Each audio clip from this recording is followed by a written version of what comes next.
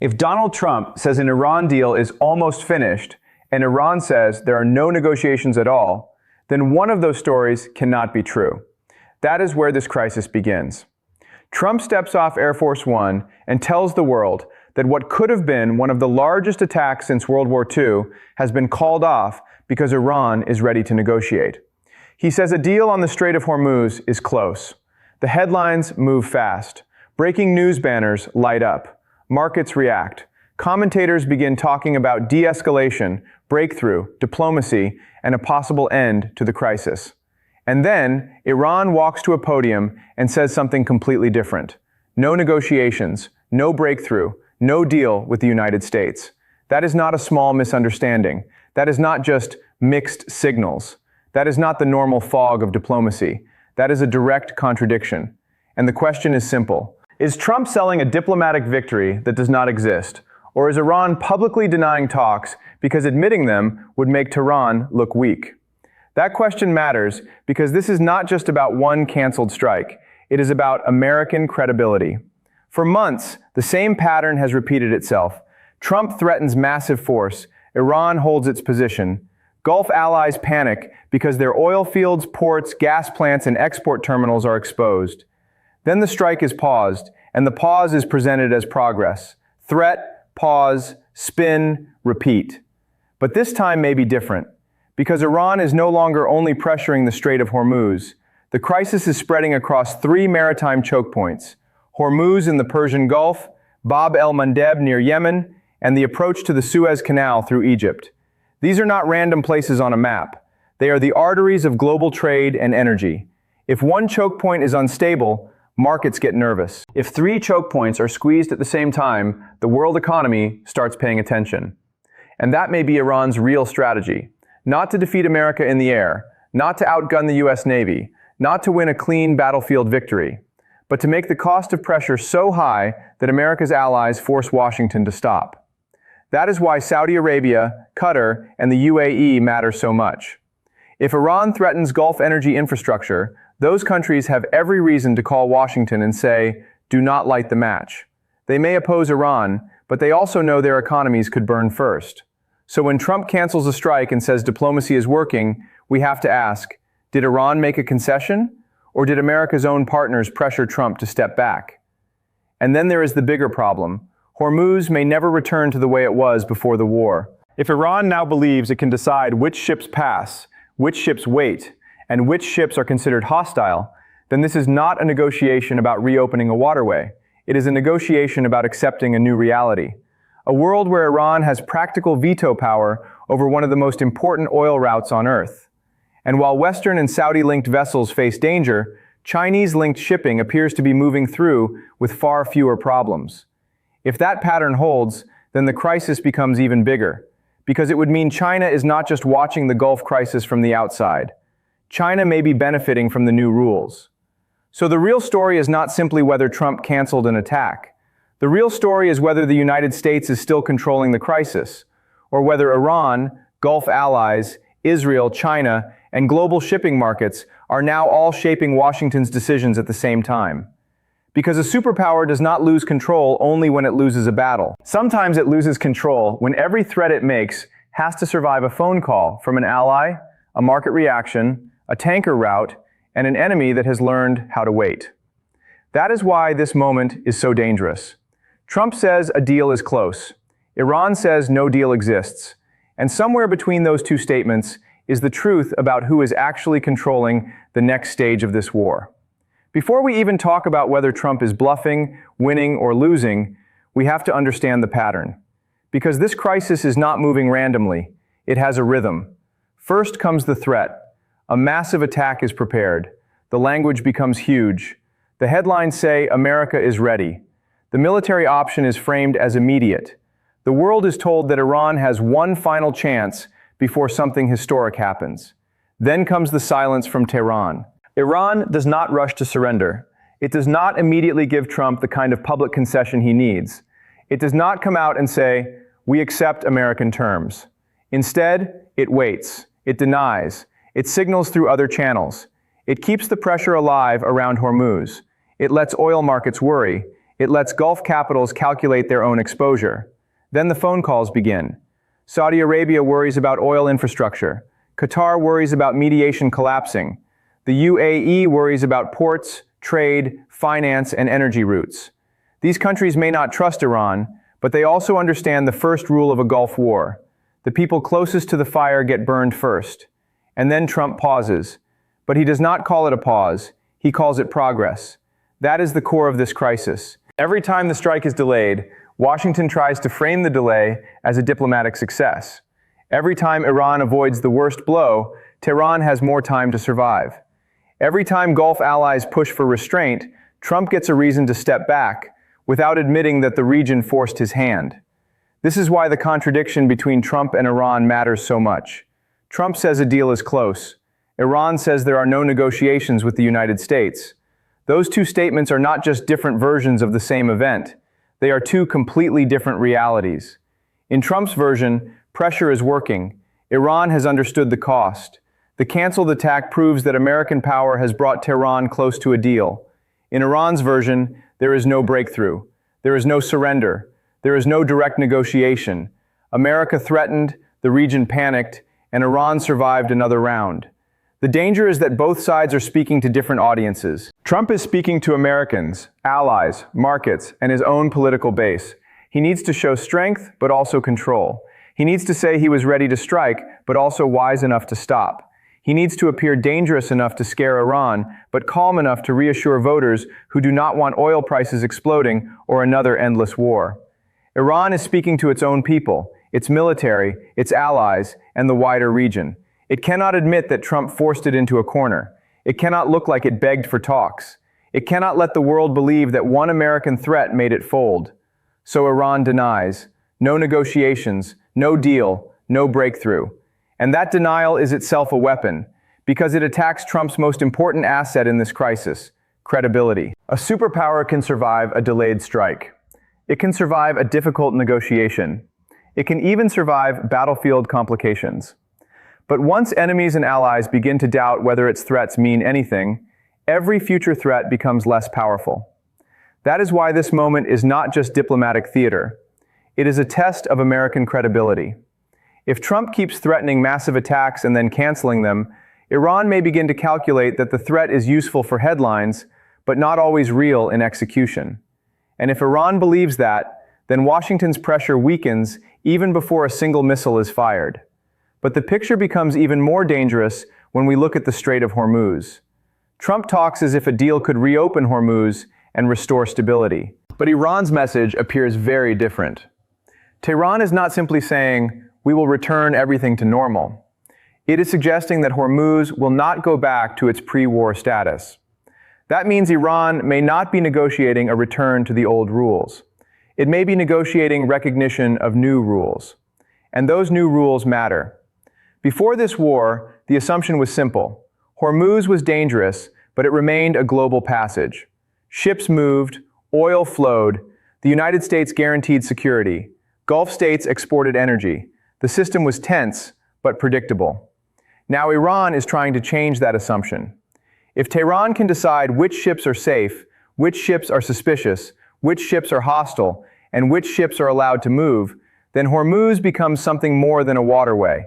It becomes a checkpoint, a pressure valve, a weapon with a switch. That is the real negotiation hidden underneath the headlines. Trump wants to say Hormuz is opening. Iran wants to say Hormuz will never be the same. Those are not the same thing, because if Hormuz opens only under conditions Iran can influence, then America has not restored the old order. It has accepted a modified one. And that is why Gulf allies are so nervous. Saudi Arabia, Qatar, and the UAE understand that Iran does not need to defeat the United States directly. It only needs to make the cost of American action unbearable for America's partners. Iran does not have to destroy every oil facility in the Gulf. It only has to convince Gulf governments that their facilities are within range.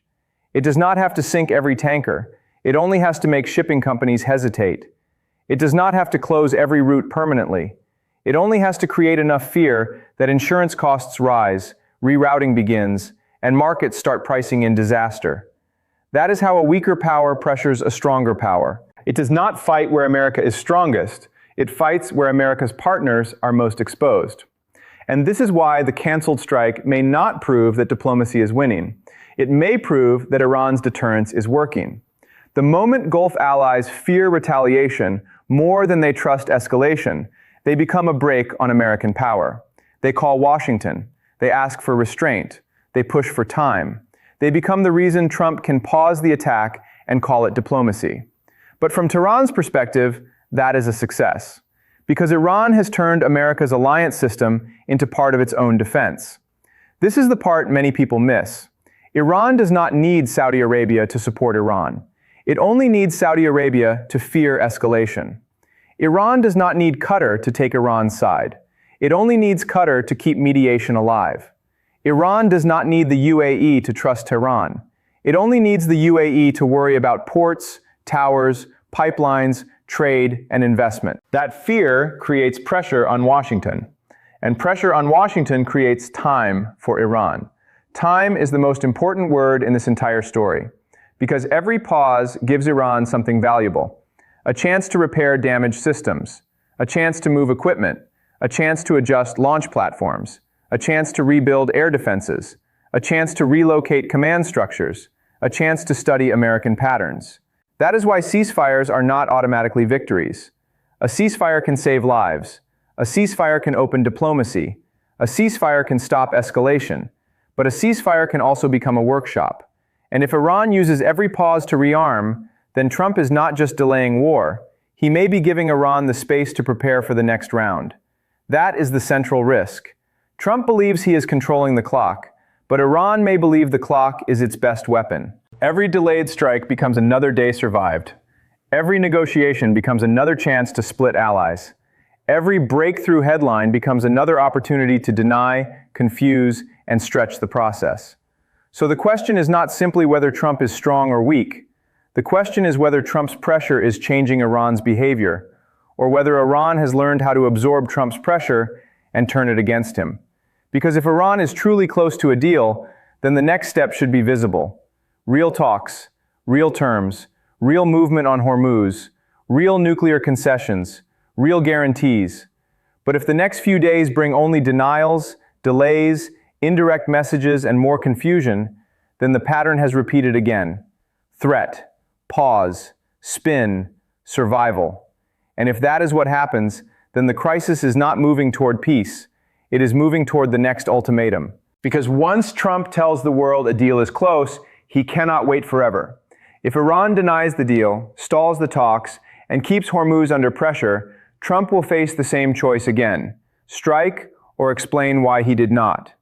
And each time that choice returns, American credibility gets tested more severely.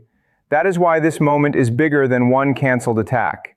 It is about whether the United States is still setting the rules of the crisis, or whether Iran has found a way to make Washington threaten, wait, retreat, and repeat. Now zoom out, because Hormuz may only be the first layer of the story. If this crisis were only about one narrow waterway between Iran and Oman, the problem would already be serious. But what makes this moment so dangerous is that the pressure is not staying inside the Persian Gulf. It is spreading across the routes that connect energy, trade, and military power. Hormuz is one choke point. Bab el-Mandeb is another. The approach to the Suez Canal is a third. And when pressure appears around all three at the same time, it stops looking like random escalation. It starts looking like a strategy. Because these choke points are not just lines on a map. They are the pressure points of the global economy. Oil moves through them. Gas moves through them. Container ships move through them. Military fleets plan around them. Insurance companies price risk around them. And governments build entire security strategies around keeping them open. So if Iran and its aligned forces can make these routes feel unsafe, they do not need to defeat the United States in a direct war. They only need to make the cost of continuing the confrontation too high. That is the real battlefield. Not just the sky over Iran, not just the missile sites, not just the naval patrols. The battlefield is the confidence of global shipping. If tankers begin rerouting, Iran has created cost. If insurance prices rise, Iran has created cost. If Gulf states panic, Iran has created cost. If America's allies start asking Washington to slow down, Iran has created cost. And if China or Russia can quietly benefit while Western allies pay the bill, then the balance of the crisis changes completely. This is why the shipping data matters. According to the argument in the source, some Chinese-linked vessels are moving through dangerous routes without facing the same pressure as Saudi or Western-linked shipping. If that pattern is accurate, then the Strait of Hormuz is not simply closed or open. It is being filtered. That is a very different kind of power. A closed waterway is a crisis. A filtered waterway is leverage, because it means the actor controlling the danger can decide who pays and who passes. One country faces delay, another gets access. One alliance pays higher insurance, another gets cheaper oil. One route becomes risky for American partners. Another remains workable for states that have made quieter arrangements. That is not chaos, that is selective pressure. And selective pressure is often more effective than total closure. Why? Because total closure unites the world against you. Everyone suffers, so everyone has the same interest. But selective pressure divides the world. Some countries are hurt, some are protected, some panic, some profit. And when interests split, coalitions weaken. That may be the most important part of Iran's strategy. It does not need to make every country suffer equally. It only needs to make America's coalitions suffer unevenly. Saudi Arabia faces danger around its tankers and infrastructure. Japan worries about energy supply. Europe worries about inflation and trade. The Gulf worries about missiles. Israel worries about Iran's future capabilities. Washington worries about credibility. China watches the pressure on American allies and calculates quietly. Russia watches the disruption of the Western energy order and calculates quietly. That is how a regional war becomes a global power shift. The United States may still have the strongest military in the world, but power is not only measured by aircraft carriers and bombers. Power is also measured by how many crises you can manage at once. And this is where the overstretch question enters. Can America deter Iran in the Gulf, support Ukraine in Europe, and prepare for a confrontation with China in the Pacific at the same time? That is not a political slogan. That is a capacity question. Ships are finite. Missiles are finite. Air defense systems are finite. Attention is finite. Military readiness is finite. And when a superpower has to cover too many theaters at once, every enemy begins to study the same weakness. Iran watches the Gulf. Russia watches Ukraine. China watches the South China Sea and Taiwan. Each one asks the same question. How much pressure can Washington absorb before it has to choose? That is why Trump's canceled strike matters far beyond Iran. If he strikes, he risks a wider Gulf war. If he does not strike, he risks looking like his threats are losing force. If he waits for a deal, Iran may use time to rebuild. If he ends talks, Gulf allies may panic. If he gives Israel too much freedom, the region may explode. If he restrains Israel, he creates a political fight at home and abroad. Every option has a cost. That is the definition of a strategic trap. And this is where the contradiction at the start of the story becomes so important. Trump says a deal is close. Iran says no negotiations exist. If Iran is lying, then Tehran may be hiding talks because it cannot publicly admit pressure is working. But if Trump is overselling the breakthrough, then Washington may be trying to turn a retreat into a victory before the facts are clear. Either way, the next few days will reveal the truth. Do not only watch the speeches, watch the ships. Watch whether tankers pass freely through Hormuz. Watch whether Saudi-linked vessels continue to face danger near Bab el-Mandeb. Watch whether Chinese-linked vessels keep moving without the same pressure. Watch whether Qatar or Oman announces real talks. Watch whether Iran sends actual negotiators, not just statements. Watch whether Israel escalates while Washington talks about peace. Because the real truth of a crisis is rarely found in the press conference. It is found in the movement of forces, ships, markets, and allies. If Hormuz truly opens, that is evidence. If Iran makes a real nuclear concession, that is evidence. If US and Iranian officials enter confirmed talks, that is evidence. But if the next few days bring only vague claims, denials, rerouted ships, Gulf warnings, and another round of military preparation, then the so-called breakthrough may be nothing more than another pause before the next threat. And that is the danger. A superpower cannot keep threatening historic strikes and then canceling them without eventually facing a credibility problem. But it also cannot launch every strike it threatens without eventually facing a war it may not be able to contain. That is the narrow road Trump is walking now. Too much restraint, and Iran may believe America will not act. Too much force, and Gulf allies may decide America is creating the very chaos it claims to prevent. Too much trust in diplomacy, and Iran may buy time. Too little trust in diplomacy, and the region may slide back toward war. This is why the crisis feels so unstable. Nobody has a clean exit. Trump needs a deal that looks like victory.